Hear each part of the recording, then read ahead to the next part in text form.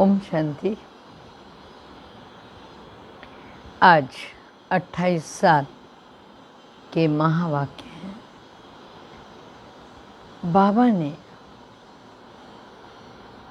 अभी तक मैं बार बार समझाया है, देह अभिमान नहीं, कोई विकर्म नहीं, निरंतर याद सर्व समस्याओं का समाधान है। और आज बाबा ने हम बच्चों को सबसे बड़े पुण्य की परिभाषा बताई है। मीठे बच्चे, ये पुरुषोत्तम बनने का संगम युग है। इसमें कोई भी पाप कर्म नहीं करना है। संगम पर तुम बच्चे सबसे बड़ा पुण्य कौन सा करते हो? बाबा ने प्रश्न पूछा। बाबा ने कहा, स्वयं को बाप के हवाले कर देना, बलि चढ़ जाना, कुर्बान जाना, स्वाहा कर देना, ये सबसे बड़ा पुण्य है। अभी तुम ममत्व मिटाते हो, बाल बच्चे घर बार सबको भूलते हो, यही तुम्हारा व्रत है। आप मुए तो मर गई दुनिया। अभी तुम विकारी संबंधों से मुक्त होते हो। जैसे लोग कई बार कहते हैं ना, अरे दुनिया पता नहीं कब तक चलेगी। What do you mean? अरे वो चलने दो ना, चल रही है तो। ये सोचो तुम कब तक चलोगे। माई सेल्फ, खुद की ओर जाओ और सोचो, न जाने किस गली में ज़िंदगी की शाम ढल जाएगी। तो हमको पुरुषार्थ करना है और दिल लगा के करना है। सबको भूलते, हाँ, बाल बच्चे घर बार, यही तुम्हारा व्रत है। आप मुए, हमारी आंखें जिस दिन बंद हुई, मर गई दुनिया, हमारे लिए तो ख़त्म हो गई ना। अभी तुम विकारी संबंधों से मुक्त होते हो। गीत है, जले न क्यों परवाना। ओम शांति। यह सब भक्ति मार्ग में बाप की महिमा करते हैं। यह है परवानों की क्षमा के लिए महिमा। जबकि बाप आए हैं तो क्यों न जीते जी उनके बन जाएं। जीते जी कहा ही उनको जाता है जो अडॉप्ट करते हैं। पहले तुम आश्री परिवार के थे, अब तुम ईश्वरीय परिवार के बने हो। जीते जी ईश्वर ने आकर तुमको अडॉप्ट किया है, जिसको फिर शरणागति कहा जाता है। गाते हैं ना, शरण पड़ी मैं तेरे प्रभु। अब प्रभु की शरण तब पड़े जब बाप आए, वो अपनी ताकत दिखाए, जलवा दिखाए, वही सर्वशक्तिमान है। बरोबर उनमें कशिश भी है, सब कुछ छुड़ा देते हैं। बरोबर जो बाप के बच्चे और बच्चियां हैं बनते हैं, वह आश्री संप्रदाय के संबंध से तंग हो जाते हैं। होता है ना ऐसा। बाबा तो बड़े सहज भाव से कह देता है कि बगुले और हंस साथ साथ रहते हैं, मगर साथ रहने में परेशानी कितनी होती है। वो रहीम जी ने कहा है ना, कह रहीम कैसे निभे बेर केर को संग, बेरस डोलत आपने उनके फाटत अंग। जब बगुले और देवता बनने वाली आत्माएं साथ साथ रहती हैं तो निश्चित है आश्री संप्रदाय के संबंध से तंग हो जाती हैं। बाबा कहते हैं यह संबंध छूटेंगे। यहाँ ये सब पुराना संबंध भुलाना पड़ता है। आत्मा जब देह से अलग हो जाती तो बंधन खलास हो जाते। इस समय तुम जानते हो सबके लिए मौत खड़ा है। यह जो बंधन है दुनियावी, ये सब हैं विकारी। समझा? अब बच्चे निर्विकारी संबंध में रहना चाहते हैं। जो भगवान के बन गए वो तो नहीं चाहेंगे ना। तो निर्विकारी संबंध में थे, फिर विकारी संबंध में पड़े, फिर हमारा निर्विकारी संबंध होगा। यह बातें और किसी की बुद्धि में नहीं होती। बच्चे जानते हैं हम आसुरी बंधन से मुक्त होने का पुरुषार्थ कर रहे हैं। एक बाप से योग रखा है, उस तरफ एक तरफ है रावण और एक तरफ है राम। यह बातें दुनिया नहीं जानती। हाँ, दुनिया ये ज़रूर जानती है कि राम राज्य होना चाहिए, परंतु सारी दुनिया में रावण राज्य है, ये कोई समझते नहीं है। राम राज्य में तो पवित्रता थी, सुख और शांति थी, वो अब नहीं है। परंतु जो कहते हैं उनको महसूस नहीं होता। महसूस करें, बाबा ने कहा उसको महसूस नहीं करते। गाया भी जाता है कि ये दुनिया की जो आत्माएं हैं ये सब सीताएं। एक सीता की बात नहीं, न एक अर्जुन की बात है, न एक द्रौपदी की बात है। ये बातें तो अनेक हैं। दृष्टांत एक का देते हैं। तुमको भी कहा जाता है तुम सब अर्जुन मिसल हो। तुम कहेंगे अर्जुन तो ये भागीरथ हो गया, माना ब्रह्मा बाबा हो गया। बाप कहते हैं मैं साधारण बूढ़े ब्राह्मण तन का आधार लेता हूँ। उन्होंने फिर चित्रों में घोड़ा गाड़ी दिखाया। इसको अज्ञान कहा जाता है। बच्चे समझते हैं ये शास्त्र आदि जो भी हैं सब भक्ति मार्ग के हैं। यह बातें कोई समझ न सके जब तक 7 रोज का समझने का कोर्स नहीं लेते। भक्ति अलग है, ज्ञान भक्ति और वैराग्य कहते हैं। वास्तव में सन्यासियों का वैराग्य बाबा कह रहा है वो कोई सच्चा नहीं है। वो तो जंगल में जाकर फिर आए, शहरों में निवास कर बड़े बड़े मकान आदि बनाते हैं। सिर्फ कहते हैं हमने घर बार छोड़ा। तुम्हारा है सारी पुरानी दुनिया से वैराग्य। यथार्थ बात यह है, वह है हठ की बात। इसलिए उनको हठ योग या हठ का वैराग्य कहा जाता है। तुम बच्चे जानते हो यह पुरानी दुनिया अब खत्म होनी है, इसलिए ज़रूर इससे वैराग्य आना चाहिए। बुद्धि भी कहती है नया घर बनता है तो पुराने को तोड़ा जाता है। तुम जानते हो अभी तैयारी हो रही है। कलयुग के बाद फिर सतयुग जरूर आएगा। अभी ये पुरुषोत्तम संगम युग है। पुरुषोत्तम मास भी होता है। तुम्हारा तो युग ही पुरुषोत्तम है। पुरुषोत्तम मास में क्या क्या करते हैं? दान दक्षिणा करते हैं, भगवान का नाम लेते हैं, अखंड कीर्तन करते हैं, अखंड रामायण करते हैं। क्यों करते हैं? एक मन का भाव होता है कि हम इस पुरुषोत्तम मास में जो कुछ करेंगे वो बहुत बहुत अधिक, डेढ़ा दुगना, माना बहुत अधिक फल देगा। तो ऐसे ही भगवान हम बच्चों को सिखा रहे हैं कि इस पुरुषोत्तम, ये यथार्थ है कि पुरुषोत्तम संगम युग पर यदि हम कुछ पुरुषार्थ करते हैं, कुछ दान पुण्य करते हैं, कुछ साधना करते हैं, तो वो द्विगुणित होती चली जाती है, मल्टीप्लाई होती चली जाती है। तो बाबा ने कहा तुम इस पुरुषोत्तम युग में सर्वस्व स्वाहा कर लेते हो। वाह, कितना मिलेगा फिर जरा सोचो तो। जानते हो सारी दुनिया ही स्वाहा होनी है, तो सारी दुनिया में सर्वस्व स्वाहा होने से पहले हम अपने को क्यों ना स्वाहा करें? क्योंकि हम जब स्वाहा करेंगे तो हमारा कैसा होगा? प्रभु अर्पणम, भगवान के निमित्त हम स्वाहा करेंगे। इसका तुमको कितना न पुण्य मिलेगा। वो है हद का व्रत और हद का पुरुषोत्तम मास, और ये बेहद का है। पुरुषोत्तम मास में बैठकर बहुत कथाएं सुनाते हैं, बड़े व्रत रखते हैं, कोई कोई संत सम्मेलन करते हैं, बड़े नियम रखते हैं।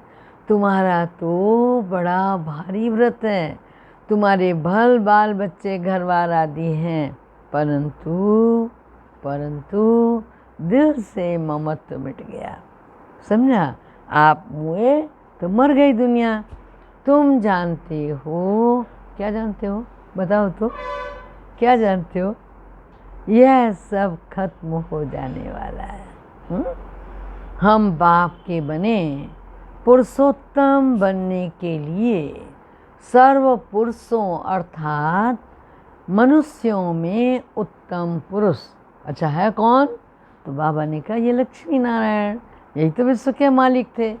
तुम आए हो ऐसा पुरुषोत्तम बनने। सभी मनुष्य मात्र सद्गति को पाते हैं, परंतु बाबा ने कहा उनकी सद्गति वो करते हैं, पाते हैं। मनुष्यों की आत्मा पुरुषोत्तम बनती जाती है, फिर उनके रहने का स्थान भी इतना ही उत्तम चाहिए। जैसे प्रेसिडेंट सबसे ऊंच पद पर होता तो उनको रहने के लिए कितना विशाल भवन है, मालूम है कितने कमरे हैं?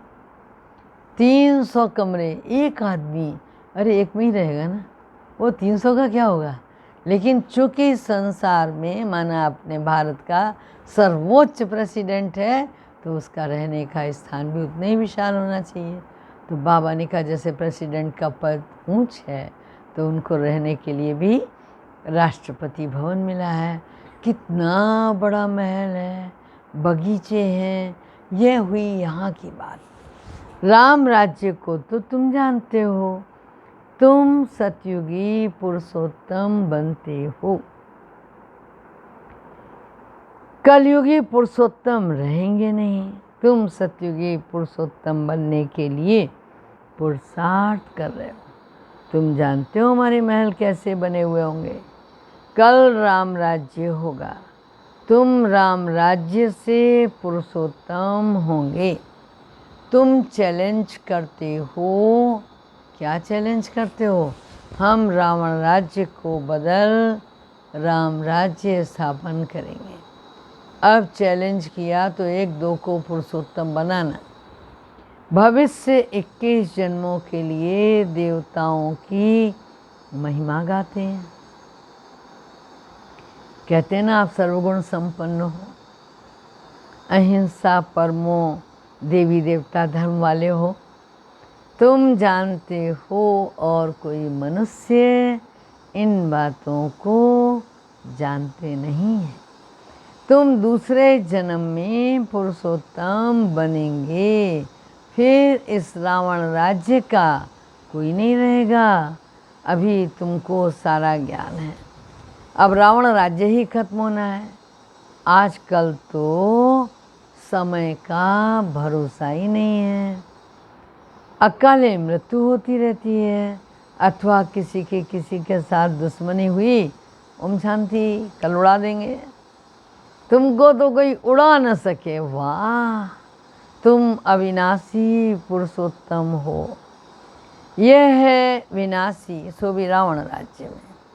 इनको दैवी राज्य का तो पता ही नहीं है। तुम जानते हो हम अपना दैवी स्वराज्य स्थापन कर रहे हैं। किस पर कर रहे हो? श्रीमत पर चलकर। जिनकी पूजा होती है तो इसका मतलब कि वो ज़रूर बहुत अच्छा कर्तव्य करके गए। ये तुम जानते हो ना। देवी जगदम्बा की देखो कितनी पूजा होती है। यह है ज्ञान ज्ञानेश्वरी। तुम जगत अम्बा की बच्चियां हो, ज्ञान ज्ञानेश्वरी, और साथ में क्या हो? राज राजेश्वरी। समझा? दोनों में उत्तम कौन? ज्ञान ज्ञानेश्वरी। तो बाबा ने कहा ज्ञान ज्ञानेश्वरी के पास जाते हो तभी तो सब मनोकामनाएं पूरी होती है ना। उनको सुनाते हो जा कर के, अनेक चीज़ें मांगते हैं जगदम्बा के मंदिर में। और लक्ष्मी नारायण के मंदिर में बहुत फ़र्क है। जगदम्बा का मंदिर बहुत छोटा होता है, आपने देखा होगा। अधिकांशतः तो दरवाजे भी बहुत छोटे होते हैं। जगदम्बा के दर पे झुक के ही जाना पड़ता है। जगदम्बा के मंदिर बहुत छोटे, छोटी जगह में भीड़ मनुष्य पसंद करती है। श्रीनाथ के मंदिर में बहुत भीड़ होती है, कपड़े का सोंटा लगाते रहते हैं हटाने के लिए। कलकत्ते में काली का मंदिर बना है, कितना छोटा है, अंदर बहुत तेल पानी सब बहता रहता है। अंदर बड़ी खबरदारी से जाना पड़ता है, बहुत भीड़ रहती है। लक्ष्मी नारायण का मंदिर तो बहुत विशाल होता है। आपने सुना होगा जेके टेम्पल का नाम, जहाँ भी बनवाया है जेके वालों ने एकदम विशाल विशाल मंदिर बनाए हैं। जेके लक्ष्मी नारायण के ही मंदिर बनाते हैं मोस्टली। वैसे तो उसमें सभी होते हैं, शिव जी भी होते हैं, हनुमान जी भी होते हैं, रामचंद्र जी भी होते हैं, लेकिन मोस्टली लक्ष्मी नारायण होते हैं। तो बाबा ने कहा जगदम्बा के मंदिर पर बहुत मेले लगते हैं। अच्छा, जगदम्बा को छोटा क्यों बनाया मंदिर फिर? कहा गरीब है ना, मंदिर भी गरीबी का बनाते हैं। वह साहूकार है तो मंदिर में कब मेला नहीं लगता। देखा, साहूकार के दर पे कोई नहीं जाता। जगदम्बा के मंदिर पर बहुत मेले लगते हैं, बाहर से आकर बहुत लोग आते हैं। महालक्ष्मी का मंदिर भी है ना, यह भी तुम जानते हो। इसमें लक्ष्मी भी हैं तो नारायण भी हैं, उनसे सिर्फ धन मांगते हैं, क्योंकि वो धनवान बनी ना। यहाँ तो अविनाशी ज्ञान रतन धन है, धन के लिए लक्ष्मी के पास जाते हैं। बाकी किसी भी प्रकार की आशा है तो वहाँ खड़े हो जाते हैं। कहाँ? जगदम्बा के मंदिर में। क्यों? क्योंकि मालूम है पुत्र कुपुत्र भवति क्वचदपि माता कुमाता न भवति। हम कैसे भी हों, लेकिन माँ के पास जाएंगे ना तो पिघल जाएगी, दया कर ही देगी। तो बाबा ने कहा जगदम्बा के पास बहुत जाते हैं। जगदम्बा के बच्चे हो ना, सबकी मनोकामनाएं 21 जन्मों तक पूरी कर दे। एक ही महामंत्र में सब मनोकामनाएं 21 जन्म के लिए पूरी हो रही हैं। दूसरे जो भी मंत्र आदि देते हैं उनमें अर्थ कुछ नहीं है। बाप समझाते हैं, यह मंत्र भी मैं तुमको क्यों देता हूँ, क्योंकि तुम पतित हो ना। माँ में कम याद करेंगे तभी पावन बनेंगे। यह सिवाय बाप के आत्माओं को कोई कह न सके। इससे सिद्ध होता है, क्या सिद्ध होता है इससे? यह सहज राजयोग एक ही बाप सिखलाते हैं, मंत्र भी वही देते हैं। 5000 वर्ष पहले भी मंत्र दिया था, यह स्मृति आई। अभी तुम बहुत मन सम्मुख बैठे हो, क्राइस्ट होकर गया, फिर बाइबल बहुत पढ़ते रहते ना, ये क्या करके गया? धर्म की स्थापना करके गया। तुम जानते हो शिव बाबा क्या करके गए, कृष्ण क्या करके गए? कृष्ण को तो सतयुग का फर्स्ट प्रिंस कहते हैं, जो फिर नारायण बनते, फिर पुनर्जन्म लेते। शिव बाबा भी कुछ करके गए हैं, तब तो इनकी पूजा होती है। अभी तुम जानते हो क्या करके गए हैं? बोलिए भाई, आनंद नहीं आता है। बोलो बोलो, क्या करके गए शिव बाबा? कुछ तो करके गए होंगे ना। भारत को स्वर्ग बना कर गए। जिस स्वर्ग का पहला नंबर मालिक खुद नहीं बने, वो तो श्री कृष्ण बना। जरूर कृष्ण की आत्मा को पढ़ाया ना, तुम समझ गए हो। कृष्ण की वंशावली तुम बैठे हो। राजा रानी को माता पिता अन्नदाता कहते हैं। राजस्थान की अभी भी प्रथा है, अपने लौकिक माता पिता को भी दाता ही साहब बोलते हैं। ये क्या है? अन्नदाता कहते हैं। राजस्थान में भी राजा को अन्नदाता कहा जाता है। राजाओं की कितनी मान्यता होती है। आगे सब शिकायतें राजा के पास आती थी, दरबार लगता था। कोई भूल करता बहुत पछताता था। आजकल तो अरे पूछो ही मत, प्लानिंग सहित भूल करते हैं। एक आदमी जेल के अंदर ही रहेगा, हर्जा क्या है, 4 भाई हैं। तो बाबा ने कहा आजकल तो जेल बर्ड्स बहुत हैं, घड़ी घड़ी जेल जाते रहते। अभी तुम बच्चों को गर्भ जेल में नहीं जाना है, तुमको कहाँ जाना है, गर्भ महल में। इसलिए बाप को याद करो तो विकर्म विनाश होंगे। फिर कब गर्भ जेल में नहीं जाएंगे। वहाँ पाप होता नहीं, सब गर्भ महल में रहते हैं।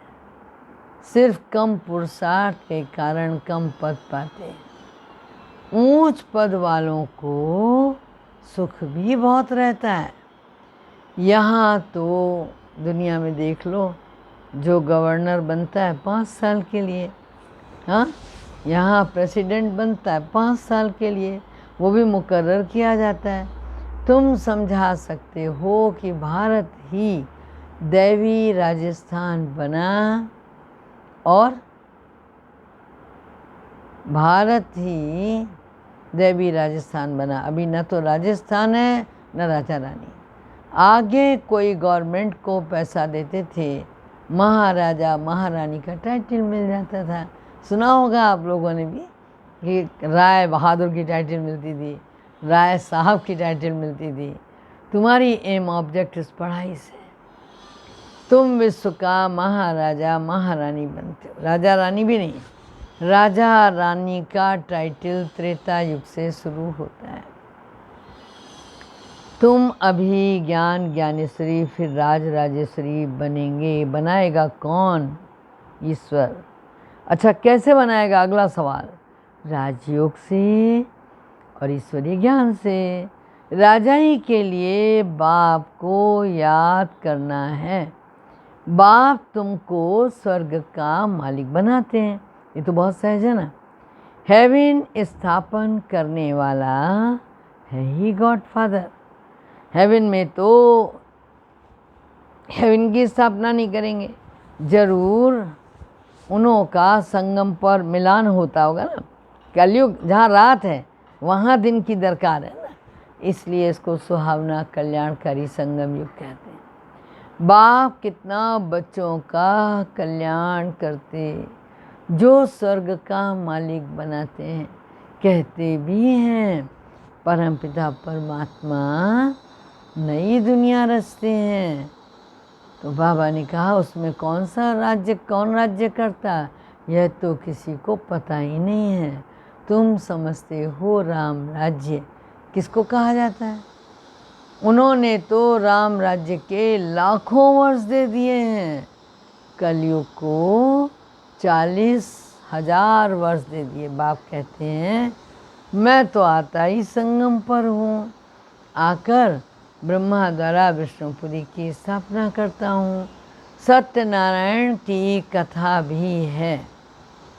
ये सतयुग में तुम लक्ष्मी नारायण सर्वगुण संपन्न बनते हो, फिर कला कम होती जाती है।